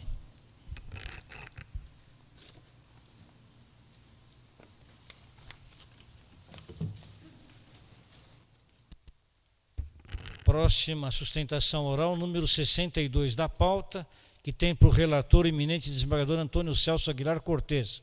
Eu convido o ilustre advogado Luiz Felipe Marcondes Dias de Queiroz para tomar assento para a sustentação oral. E tem a palavra no prazo legal. Boa tarde, senhor desembargador, presidente. Cumprimento a todos os desembargadores na pessoa do senhor presidente, bem como todos os demais aqui presentes. Bom, excelências, aqui se trata de um mandado de segurança contra ato omissivo do governador de não nomeação de uma candidata aprovada em concurso público no número de vagas para o qual foi previsto. Excelências, a impetrante, ela é servidora pública e ela já atua na Secretaria de Estado de Saúde. Ainda no ano de 2014, a impetrante viu aberto o concurso para pesquisador científico junto ao Instituto de Saúde, que é um órgão vinculado à Secretaria de Saúde, fez a sua inscrição, se preparou para esse concurso e passou em segundo lugar, ou seja, no número de vagas aprovadas previsto no edital. Ocorre que, em 2017, ela ainda não tinha sido nomeada, quando o então governador Geraldo Alckmin prorrogou o prazo do recurso por mais 2 anos. E esses 2 anos quase se esgotaram até que, 3 meses antes, os autos deste concurso público são remetidos para o governador com o termo de posse pronto para ser assinado, e só não é assinado sob a justificativa de que não houve tempo hábil para a assinatura desse instrumento, ou seja, para a formalização da sua nomeação por ato formal do governador no tempo hábil, ou seja, no tempo de vigência do concurso. Devidamente intimada, a autoridade impetrada apresenta justificativa na Lei de Responsabilidade Fiscal, aduzindo que há dificuldade orçamentária de se contratar, ou seja, de se nomear aquela candidata cujo salário anual é de R$ 80 mil. Veja, excelências, o Supremo Tribunal Federal já reconheceu que é direito do candidato, aprovado no número de vagas, o seu direito à nomeação. Não está dentro do poder discricionário do Estado se esse candidato aprovado será nomeado, mas quando, e apenas tão somente com o fim do prazo deste concurso, é que surge o direito da impetrante de ver a sua nomeação reconhecida via o Poder Judiciário. Mas, excelências, também ficou consignado nesse julgamento do Supremo Tribunal Federal que apenas em casos excepcionais este candidato aprovado no número de vagas não pode ser nomeado. E aqui, excelências, embora a autoridade impetrada argumente que esses R$ 80 mil anuais são suficientes para causar um imenso impacto orçamentário nas suas contas, tese essa também encampada pela Procuradoria de Justiça, vê que a sua argumentação é absolutamente genérica. E por que genérica? Porque ela não analisa o impacto real da nomeação e da posse dessa servidora ou da impetrante para exercício do cargo científico. Ou seja, não há a devida motivação aqui. Aqui, a situação excepcionalíssima, ela se configura também por uma necessidade, ou seja, era necessário a não nomeação da impetrante. E, nesse caso, em primeiro lugar, ela já é uma servidora pública que será exonerada da Secretaria de Estado para exercer sua atividade de pesquisadora junto ao Instituto de Saúde. Ou seja, se houver aumento ou oneração da folha, será muito pouco, porque ela já exerce uma atividade no Estado.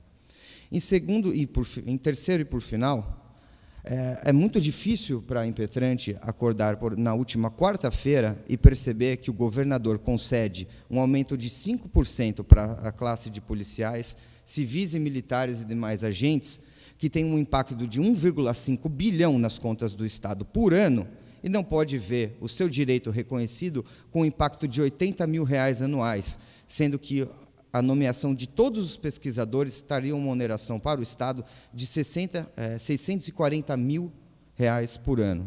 São por essas razões, excelências, que não estão configuradas aquela situação excepcional em que permite a administração não nomear a candidata aprovada no número de vagas do edital. E é por isso, excelências, que se pede a concessão da ordem para assegurar o direito líquido e certo da impetrante de se ver nomeada naquele cargo para o qual prestou, se dedicou e foi aprovada no número de vagas previsto no edital. Muito obrigado, excelências. Cumprimento o ilustre advogado e passo a palavra ao eminente relator. Senhor presidente, cumprimento o nobre advogado pela excelente exposição e eu vou resumir rapidamente o voto. A decisão do Supremo Tribunal Federal no sentido do direito do candidato à nomeação dentro do número de vagas. Mas esse direito é excepcionado em situações específicas. E aqui, o Decreto Estadual 61.466 de 2015 vedou a admissão e a contratação de pessoal, bem como o aproveitamento de remanescentes de concursos com prazo de validade em vigor no âmbito da administração pública direta, autarquias, inclusive as de regime especial, fundações instituídas ou mantidas pelo Estado e sociedades de economia mista. Dessa forma, não podemos admitir que exista direito líquido e certo da candidata à nomeação, infelizmente. De fato, o impacto da nomeação dela é ínfimo no orçamento estadual. Mas não dá para separar isso e nos sobrepormos ao critério do administrador público que gere as contas públicas. Então, pelo meu voto, eu estou propondo que se denegue a segurança. E meu voto fica à disposição do nobre advogado. O eminente desembargador Xavier de Aquino pede a palavra. Peço vista. O julgamento ficou adiado em razão do período de vista do eminente desembargador Xavier de Aquino e Antônio Carlos Malheiros.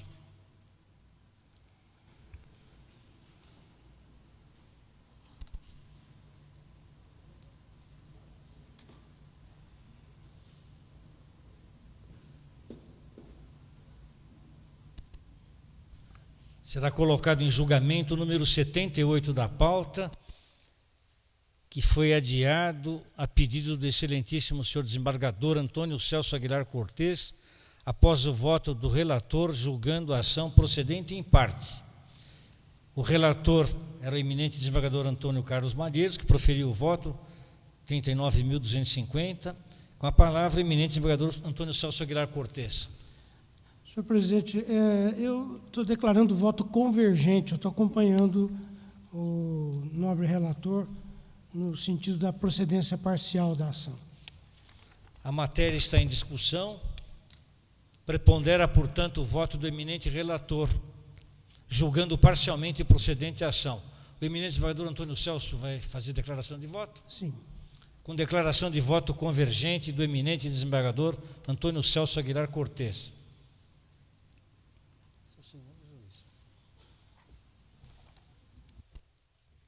O número 77 da pauta também é de relatoria do eminente desembargador Antônio Carlos Malheiros, que tem o voto 39.248, estava adiado a pedido do eminente desembargador Ricardo Anaf. O desembargador Antônio Carlos Malheiros tem a palavra para...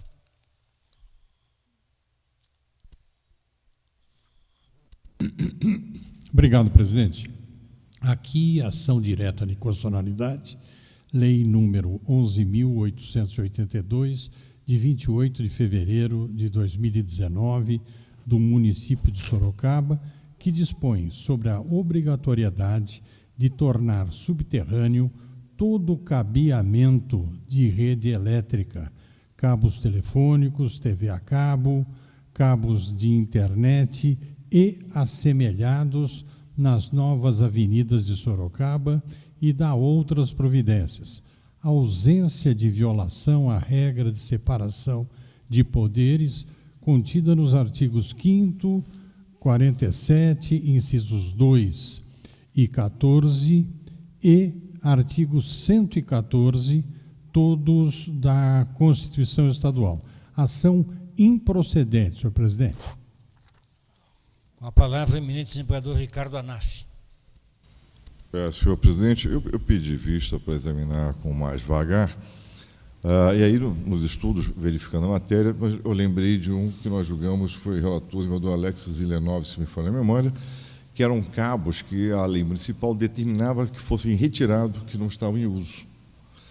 E não se viu nenhum problema naquela época que não seria por determinação da União a retirada de cabos, que ela poderia ser feita por determinação do município, até porque, em muitos casos, os cabos estavam pendurados, se anunciava isso, como nós já vimos aqui em São Paulo também, e em outros pontos. Em relação a esse cabeamento subterrâneo, ele não diz respeito a vias existentes. São só e tão somente as avenidas projetadas futuras. Então, eu não vi nenhum inconveniente, aliás, não há nenhuma norma da concessão que proíba ou que diga que tem que ser aéreo, não possa ser subterrâneo, aliás, como se sucedeu na nossa capital, na Avenida Paulista, por exemplo, na Faria Lima, que os cabos foram todos subterrâneos. Eu estou acompanhando em íntegro o voto de Sua Excelência, o desembargador relator. O doutor Augusto não está aqui, mas, por vezes, eu peço vista e acompanho integralmente. São as minhas dúvidas que eu preciso dirimir, estudar mais. Não é só com o doutor Augusto, quanto né? Vossa Excelência. Não é só com o doutor Augusto. A matéria está em discussão. Prepondera, portanto, o voto do eminente relator julgando improcedente a ação. O eminente desembargador Ricardo Anaf fará a declaração de voto. Eu declaro encerrada a sessão e agradeço a colaboração de todos os colegas. Muito obrigado.